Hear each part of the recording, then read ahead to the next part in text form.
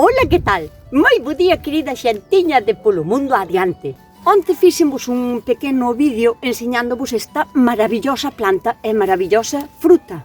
Pero foi tal a cantidad, o aluvión de preguntas sobre ela, porque vexo que vos interesa moitísimo, que para min é imposible contestarvos a todas, unha por unha, a todas as preguntas que penso que son as mismas, o sea, repítense constantemente. Entón, vou facer este vídeo para intentar aclararvos todas esas dudas por aquí, porque para min é imposible contestarvos unha a unha a través de todos os medios onde me fixastedes chegar as vosas dudas.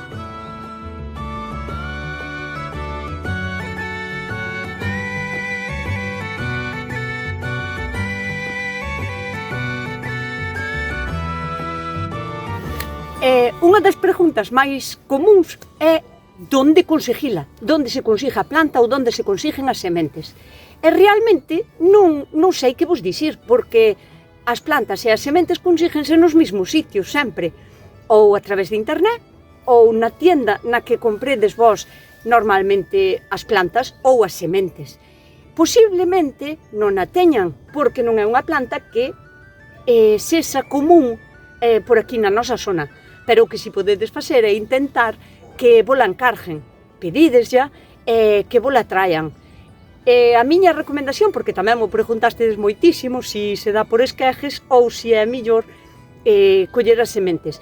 As sementes non volas recomendo, cero patatero, non volas recomendo nada. Por que? Porque as sementes, mira, son tan diminutas, tan pequeniñas, son como granxiños de azúcar, o sea, super pequeniñas, e son malísimas de germinar.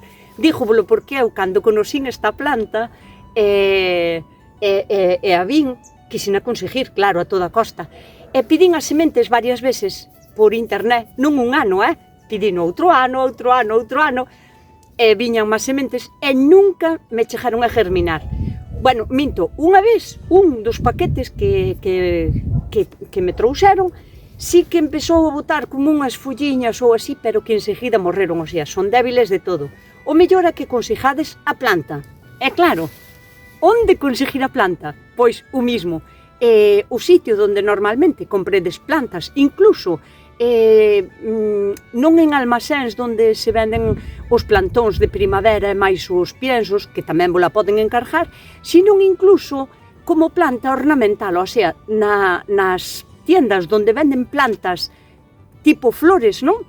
Tipo máis ben para adornar, aí tamén vola poden conseguir.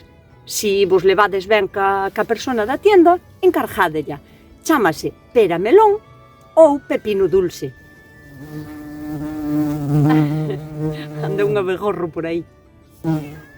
Outra pregunta tamén que me fixastedes moitísimo é se prende ben por esqueje. Prende de maravilla, pero o mellor sempre é que o esqueje teña un pouquiño de raíz. Ollo, esta planta é unha solanácea, é da familia da patata e da berenjena. De feito, a súa flor parécese moitísimo, pero é distinta porque chega a facer leño, o sea, chega a facer como unha especie de madeira, non é tan endeble. Si conseguides a planta, un ou dúas plantas chegan vos de sobra, porque despois podedes ir facendo vos esquejes e prenden de maravilla. Outra pregunta que me fixastedes é se se vai a dar ben en maseta.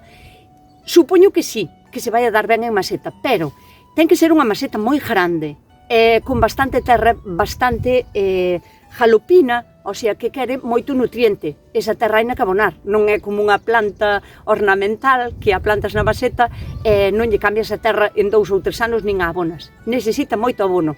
E outra cousa que necesita é que enraíza moito, o sea, aquí na terra bota unhas raíces interesantes e importantes. Co cal a maseta ten que ser grande, porque senón vais a sentir prisionera e non vos vai a dar ben. Ollo, aínda que avesades que a tiño así colgada, é polo peso das frutas. O sea, cando se planta, está mellor en un sitio alto e que isto todo teña pa donde colgar, porque as frutas pesan moitísimo, a verdad que son unhas frutas moi pesadas. E por eso parece que a planta é como unha enredadera, que tamén mo dixéstedes, pero non é enredadera, será unha planta que medra para arriba, pero cando os frutos van crecendo, colga para baixo, porque lle pesan moito. Siguiente pregunta que me fixéstedes tamén chegar sobre esta planta é se vai a aguantar o inverno, as heladas. Son dúas cousas diferentes. O inverno sí que o vai a aguantar, aguántamo a min, pero eu tamén sempre vos digo que vivo nunha zona moi atemperada. As temperaturas non fluctúan moito en todo o ano, rondan a ver entre o millor unhas máximas de 30, pero días soltos, e por debaixo dos cero nunca. O sea, aquí non xía, non hai cristales nas aguas cando quedan aguas emposadas ou así. Eso aquí non pasa. Entón, o inverno pasou ben. Agora, no inverno ten que estar resguardada, porque teño esta planta aquí e vedes que está ben bonita. Ten aínda follas, ten fruto, pero teño outra cara norte, como aí lle dá o vento, cando lle ven o vento do norte, está sin follas. O sea, o frío non lle mola.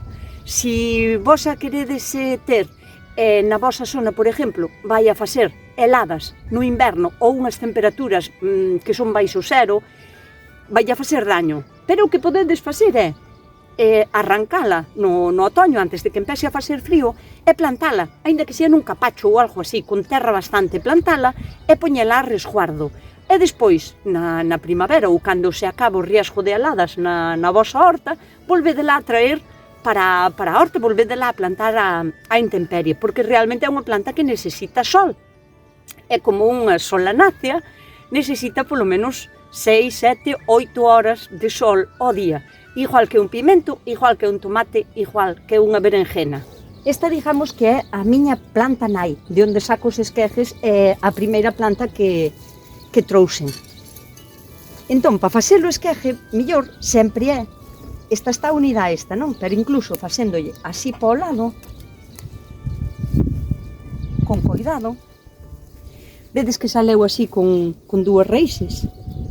Isto é perfecto para plantar. E aquí non lle fixemos mal ningún. Aínda que a mesma planta podemos lle quitar igualmente máis esquejes, porque se facemos isto e separamos cada unha destas, quitamos a parte de arriba para que non sufra moito, perdendo energía ca parte de arriba e crecendo, e quitamos tamén as folliñas que lle nasen novas así, en un cacho como de 10 centímetros.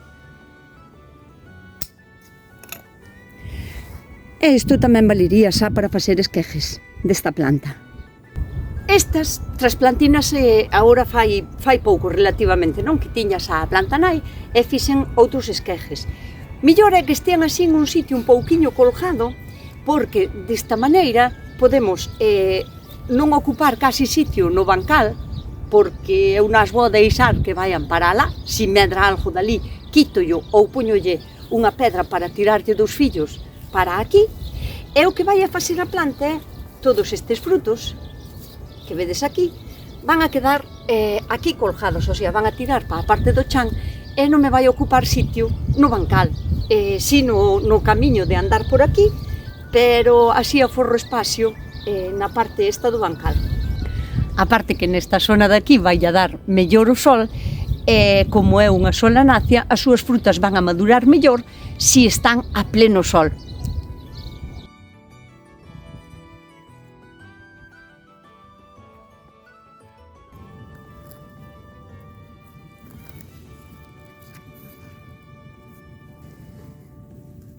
Con este coloriño empezaría a estar madura, pero aínda non estaría madura, ten que estar moito máis amarilliña ou tirando como un color naranxa para que estea rica, sabrosa.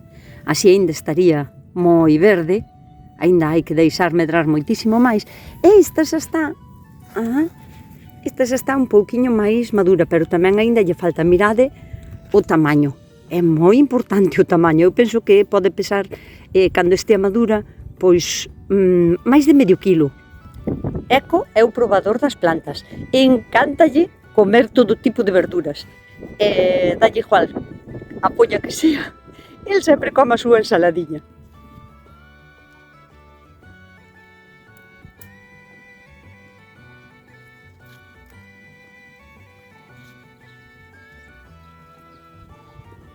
Estas igualmente púxenas así na beiradiña para que non me ocupen sitio dentro do bancal e cheguen a colgar, que aí non me van a molestar nada e vai a dar o sol todo o día.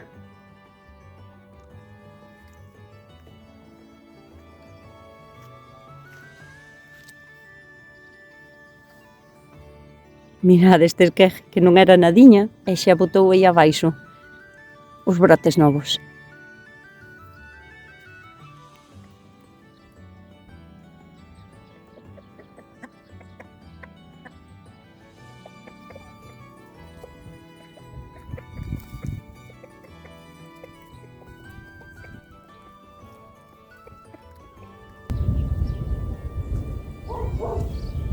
Estes agora vámonos a plantar.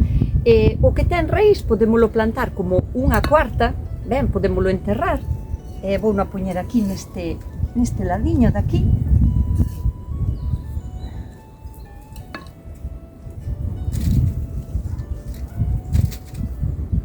Non importa que quede así para arriba, porque despois, cando teña froito, vai a ir dando el a curvatura para baixo. Os esquejes, realmente tampouco non hai nada moito máis que facer, que é poñelos cara arriba e espichalos. Tamén os podemos espichar como 10 ou 15 centímetros.